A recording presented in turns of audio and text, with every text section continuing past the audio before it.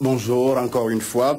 Cela fait bientôt 8 mois que l'on attend le fameux dialogue inclusif annoncé le 31 décembre 2010 par le chef de l'État Faure Gnassingbé dans son adresse à la nation togolaise. Des partis politiques avaient été consultés à propos et la salive provoquée dans la bouche par ce que beaucoup avaient qualifié de ballon d'essai n'aura été que de courte durée. Mais surprise, le Conseil des ministres tenu vendredi dernier est revenu sur le sujet.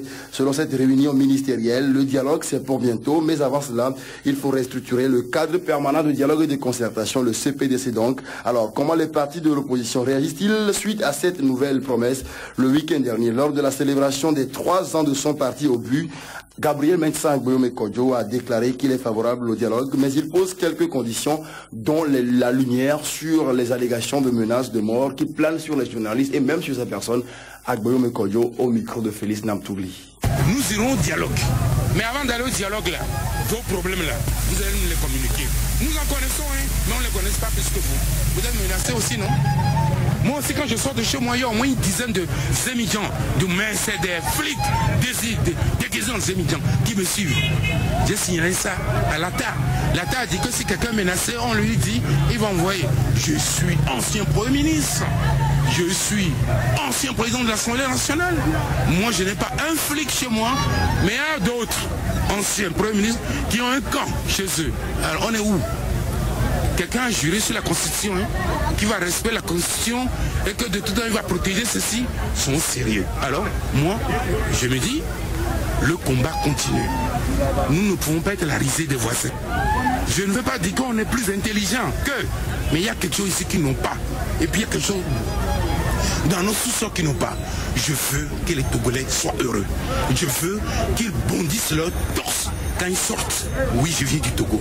Il ne faut pas qu'ils se cachent. Parce que vous venez d'un pays béni des dieux. C'est par accident. On nous a donné des gens qui ne prennent pas la mesure de leur responsabilité. C'est un autre problème. Mais ne désespérez pas. Le Seigneur travaille pour nous. Gabriel Mensa Agboyome Kodjo, que vous réécouterez sous un autre registre tout à l'heure. Un autre parti de l'opposition à avoir réagi suite à l'annonce de ce dialogue qui devrait s'ouvrir dans les tout prochains jours, c'est le PRR, le parti du renouveau et de la rédemption de Nicolas Lawson, qui à travers un communiqué de presse dont voici le contenu. Le vendredi 12 août 2011, le chef de l'État a organisé un conseil des ministres extraordinaire pour faire annoncer des intentions et des décisions à prendre dans les jours à venir. Il semble qu'il n'y a pas de doute qu'il a finalement perçu les lignes de force du moment et le courant qui nous mène au chaos social avec la profonde crise financière en Europe et aux États-Unis d'Amérique, l'instabilité politique en Afrique du Nord et au Moyen-Orient et la faillite patente du système de Bretton Woods. Nous ne pouvons plus continuer à louvoyer et à vouloir entrer dans l'avenir en suivant des solutions caduques, sans plan et sans imagination novatrice. Il est impératif de rassembler les volontés positives et créatrices pour définir un cadre systémique nous permettant de ne plus être le jouet des forces exogènes humanicides et des agents compradors. Nous devons également combattre sans complaisance les cabotins du désordre, de la division et de l'intolérance. C'est donc sans délai que nous devons nous unir autour de notre société malade afin d'engager ensemble les réformes vitales pour la régénération nationale. Sinon, le charivari continuera jusqu'à la catastrophe. Notre grand malheur réside dans nos divisions et dans nos souffrances. Les leaders politiques sont divisés, les partis politiques le sont également. Les journalistes sont divisés, les syndicats aussi, les familles de même. Trop concentrés sur nous-mêmes, sur nos intérêts partisans égoïstes. Nous ne voyons pas notre société en train de sombrer et l'univers qui émerge autour de nous à une vitesse accélérée du chaos des valeurs nouvelles, des nouvelles technologies, des nouveaux rapports géopolitiques et des nouveaux moyens de communication. Les intentions du chef de l'État révélées le 22 août dernier selon le communiqué donc peuvent permettre aux patriotes et aux progressistes de transcender les divergences et de faire fi des chicanes pour contribuer à l'œuvre de transformation et de progrès de notre pays. Aucun préalable n'est plus acceptable de la part de qui que ce soit avant un dialogue sincère et crucial pour la refondation de notre société et pour un nouveau pacte républicain. Seule la défense de l'unité nationale, de la liberté, du bien-être des Togolais et de la souveraineté nationale est désormais légitime et prééminente. Quant à l'ordre social, quand l'ordre social s'écroule, quand nos étudiants sont mal formés et que règne un chômage endémique dans le pays, quand on angoisse, quand on agonise dans nos hôpitaux, quand les travailleurs ont des salaires de misère, quand la pauvreté ravale la masse populaire en dessous de la condition humaine, quand nos villes sont malpropres, il est inacceptable de poursuivre la politique politicienne. Les mentalités vindicatives et le populisme stérile ne sont plus de saison. Le PRR affirme ici avec force qu'au cœur de la destruction et de la décadence, la vie et le renouveau sont irréductiblement présents. Par conséquent, le PRR exhorte le chef de l'État à respecter sans tarder ses engagements et à rassembler les bonnes volontés pour entamer l'œuvre des réformes et de la reconstruction. En clair, Nicolas Lawson ne pose pas de conditions pour aller à ce dialogue, mais Jean-Pierre Fabre, lui, s'accroche au préalable. Voici ce que Jean-Pierre Fabre a dit le week-end dernier au micro de Félix Namtougli. La mise en œuvre de l'accord politique global. Vous savez, quand le gouvernement togolais parle, on en prend acte. Et puis, on attend de voir ce qu'il va faire. Donc, pour le moment, on n'a rien à dire. Si le gouvernement veut lancer les réformes, on va voir comment. Et de toute façon, le gouvernement ne peut pas le faire tout seul.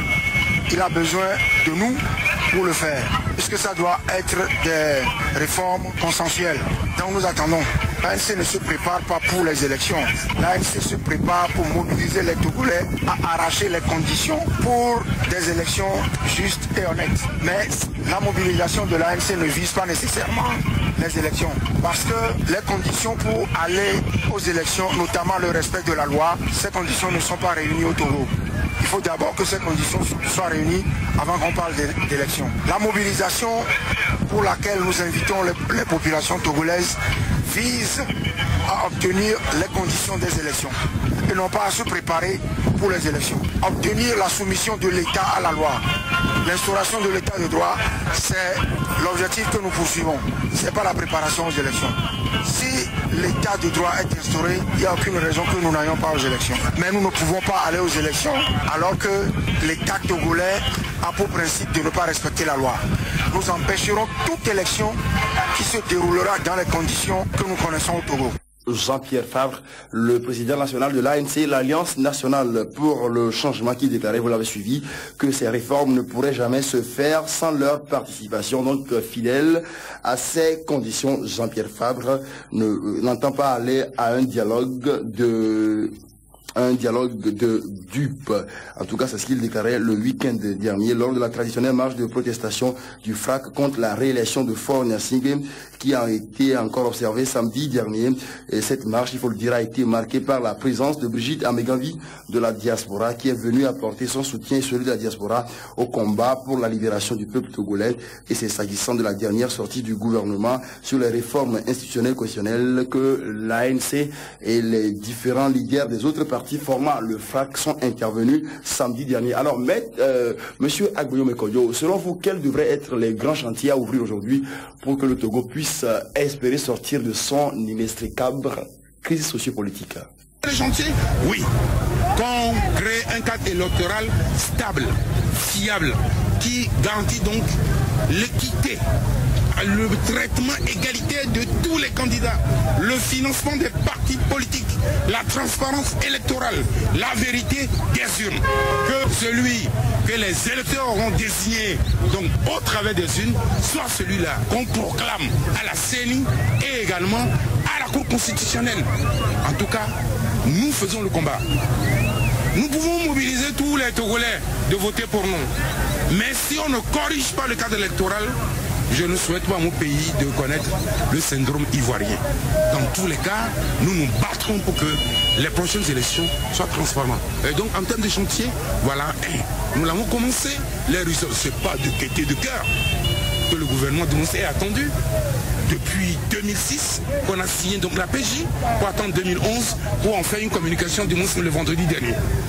Agboyo Mekodjo, président de l'organisation pour bâtir dans l'Union un Togo solidaire. Les différentes réactions des autres formations politiques de l'opposition dans nos prochaines éditions. Et puis nous bouclons la page nationale d'édition avec ce communiqué de SOS Journalistes en danger qui dit, je cite, Le samedi 13 août 2011, aux environs de 11h30, l'association SOS Journalistes en danger a été saisie par le confrère Joël Ega du journal InfoSud d'une agression perpétrée contre sa personne par des militants du FRAC lors de la traditionnelle marche de samedi dans le quartier de Bassadi. Le confrère déclare ceci: je circulais sur les nouveaux pavés de Bassadi lorsque ma voiture s'est retrouvée en face d'une foule de manifestants suivis de 2 véhicules de la police. J'ai constaté que des taxis motos arrivaient à se frayer un chemin dans la foule. Alors je me suis dit que je pouvais aussi passer. Surtout que j'allais à un rendez-vous important. C'est en tentant de traverser la foule qu'une voiture est venue bloquer la mienne, qui a été subitement submergée par des manifestants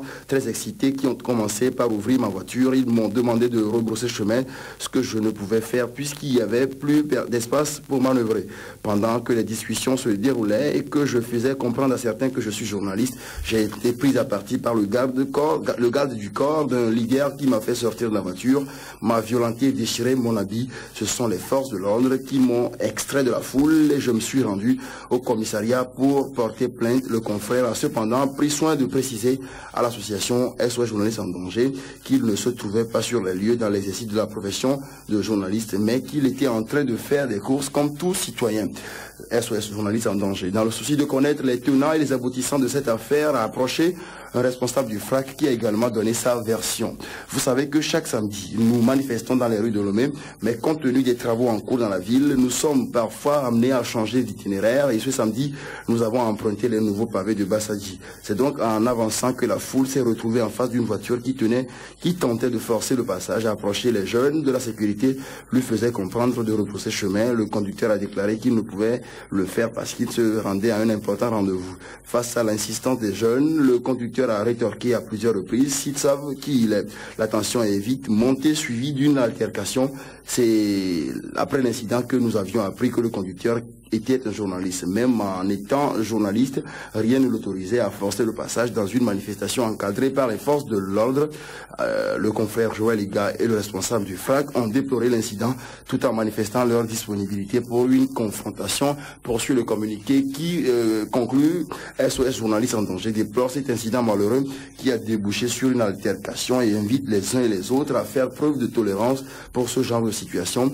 SOS Journalistes en danger apporte toute sa sympathie au confrère Joël Vignon Ega. La une des journaux ce matin, plus d'une dizaine de parutions. D'abord, l'alternative de Ferdinand Mensah Haïté que Rodrigue Lawson a rencontré pour nous ce matin très tôt. C'était à l'imprimerie. Suivez leur entretien. Ferdinand Mensah Haïté, votre parution, l'alternative numéro 92, est dans les kiosques depuis ce matin avec à la une Pachagate, une comédie judiciaire en perspective. Le pouvoir sème la zizanie parmi les avocats de la défense. Roch Gnassingbé va-t-il comparaître comme témoin? Écrivez-vous et vous dites tout sur les dernières manœuvres. Oui, vous savez qu'on annonce pour imminent le procès de Pacha Gnassingbé co-accusé. Donc nous sommes revenus largement sur ce dossier. Nous avons fait ressortir les dernières révélations. Nous avons passé au peigne fin l'ambiance au niveau de la défense. La défense de Pacha co-accusé qui n'est pas pour le moment au bon fixe. Vous dites le pouvoir sème la zizanie parmi les avocats de la défense. Parce que au niveau de la défense, les choses ne sont pas encore complètement en règle. Vous savez que depuis que le dossier a été annoncé clôturé, les avocats sont à pied d'œuvre. Mais il y a quelques petits problèmes. D'abord, la personnalité de Jovi Gali, qui entre-temps a basculé du côté de Fort après la signature de l'accord UFC-RPT, a été remise en cause par un certain nombre de femmes. Mais bon, Madame Gnassingbé et Mimi l'a maintenue comme avocat de son mari.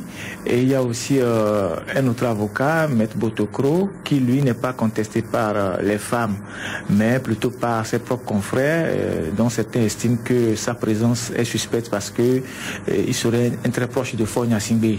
Et dans ce dossier, nous revenons également sur un certain nombre de questions, à savoir si Roch Gnassingbé va comparaître en tant que témoin, parce que vous savez, il y a de nouveaux éléments qui ont poussé à écouter la dernière fois Roch Gnassingbé, un autre général à la retraite, parce qu'il y a une histoire de voiture, une voiture multifonctionnelle qui était utilisée par Pacha quand il était ministre de la Défense, qu'il a abandonné, que Roch aurait récupéré. Et cette voiture, au lendemain de l'attaque du domicile de Pacha, se serait retrouvée dans la maison d'un général qui est le beau-père de Roch Gnassingbé.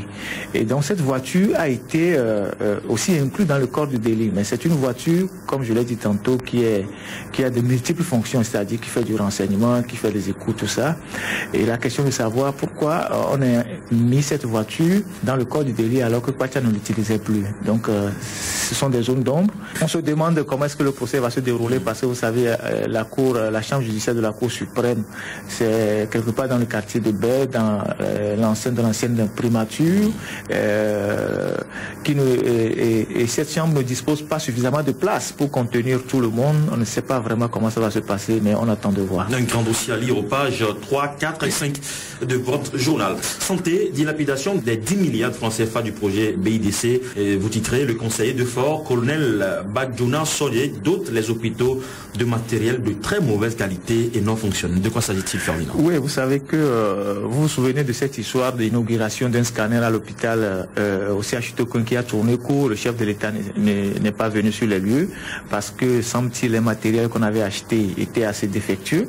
Aujourd'hui, nous avons mené une longue enquête dans les hôpitaux, auprès de certains médecins, des praticiens même, ceux qui utilisent souvent ces matériels. Il se révèle que la plupart du matériel qu'on a acheté avec les 10 milliards de la BIDC, vous savez que c'est un prêt que le Togo nous allons payer sur de longues années, que ces matériaux sont pour la plupart défectueux.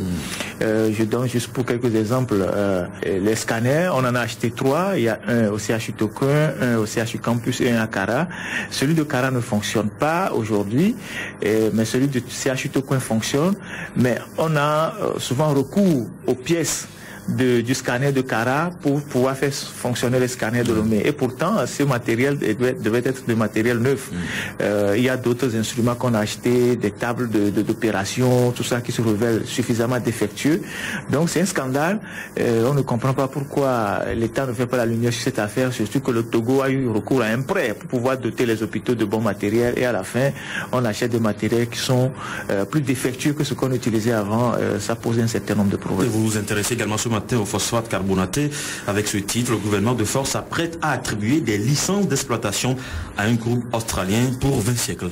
Oui, c'est ce qu'il faut dire parce que lorsqu'on veut exploiter des phosphates pour 2000 ans et qu'on cherche à attribuer ces phosphates-là suite à un simulacre d'appel d'offres, il y a lieu de se poser des questions parce que l'histoire des phosphates du Togo, c'est une suite de pillages et de détournements par ceux-là même aujourd'hui qui cherchent à privatiser le secteur alors qu'ils n'ont pas situé les responsabilités quant à la gestion scabreuse de ces deux sociétés-là qui ont cumulé des dettes de plus de 109 milliards qu'on a transférées en 2007 sur la dette de l'État togolais, c'est-à-dire que payable par vous et nous. Et donc aujourd'hui, on cherche à concéder les phosphates carbonatés à des groupes, mais les manœuvres laisse croire que derrière cette privatisation, on veut s'arranger entre copains pour attribuer les licences à des amis ou à des sociétés dans lesquelles les gens même du pouvoir ont des intérêts parce que ceux qui gèrent aujourd'hui le Togo sont à la fois des gouvernants et des commerçants. Ils ont des intérêts partout et donc nous sommes revenus sur ce dossier. D'autres tests à lire dans votre journal de ce matin qu'on ne va pas commenter. 3e anniversaire du parti politique OBU, Agbéomé Kodjo appelle les Togolais à la joie et au bonheur. Et puis une fille d'Atoutia Bobli rend hommage à son père. C'était donc la revue du journal L'Alternative de Ferdinand Médecin Haïté. Il était avec Rodrigue lors de la gestion calamiteuse du CHU Tokoin par le colonel Soigné Badjouna. L'Alternative en parlait tout à l'heure. Et ce matin également, l'Indépendant Express en parle aux pages 4 et 5 dans sa livraison numéro 177 de ce 16 août 2011 avec ce titre. Pour avoir mal géré 10 milliards de francs CFA de la BIDC, le colonel Soigné Badjouna plonge les hôpitaux dans le désespoir. Le journal qui écrit également ce matin, dialogue politique, obligation pour tous de s'entendre sur les questions essentielles. Julie Béguedou va porter atteinte à la sûreté des consommateurs. Danger de mort, 190 000 sacs de riz toxiques vont être déversés sur le marché. Et puis, lutter contre la corruption, et Sifo Gnassingbé allait à l'école de Issifou Mamadou. Le numéro 153 du journal Nouvelle Expression de Raphaël Hononu Tomega est dans les kiosques ce matin. La résurrection du CPDC, une équation à plusieurs inconnus. Article à lire à la page 3.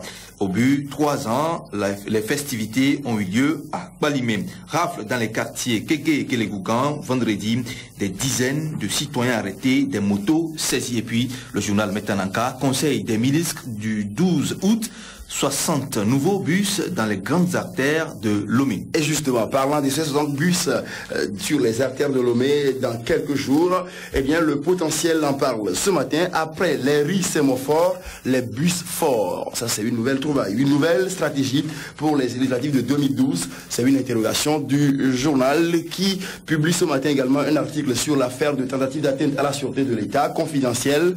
Le procès de Pacha et co-accusé démarre ce jeudi. Le député de la COSA a son sort entre les mains. Pour la patrie, l'Union halte à l'exploitation anarchique des produits forestiers au Togo, l'agrément désormais comme condition d'exercice. Année scolaire 2011-2012, les parents déjà dans les préparatifs de la rentrée scolaire. Situation économique togolaise, 688,1 milliards de francs CFA de stock de la dette publique à fin juin 2011. C'est ce que donc nous pouvons lire ce matin dans l'Union pour la patrie, également dans les kiosques ce matin. Forum de la semaine pour poursuivre affaire de tentative d'atteinte à la sûreté de l'État. Pacha Eko accusé à la barre demain ou dans les tout prochains jours. Annonce de la relance du dialogue politique au but pas hostile. L'ANC accroché à ses préalables. Et puis la dernière parution avec moi, en tout cas parce que vous en avez une également, c'est Liberté Quotidien qui nous alerte ce matin, alerte la vie des Togolais menacée du riz hautement toxique débarqué au quai 3 du port autonome de Lomé, un peu comme le disait à l'instant l'Indépendant Express qui mettait en cause Julie Beguedou. Dossier, projet BIDC, une supercherie du professeur Kléber Sonnier, du matériel inadapté, des patients qui meurent à cause des données erronées affichées par les machines. Et puis, 3e anniversaire d'Obu, Agbéome Kodio, il dit, je cite, la gouvernance de Fort Nassimbi a détroussé les Togolais, réduisant la majorité à la faim et à l'indigence. La dernière parution, c'est le Dauphin. Tout à fait. Le numéro de Roger Azonjani, il est avec nous ce matin. Décès tragique du chef de l'agence Togocel de Tchévier, accusation gratuite, diffamation et insultation et insultation monstrueuse contre Kokou Biosé Tozum.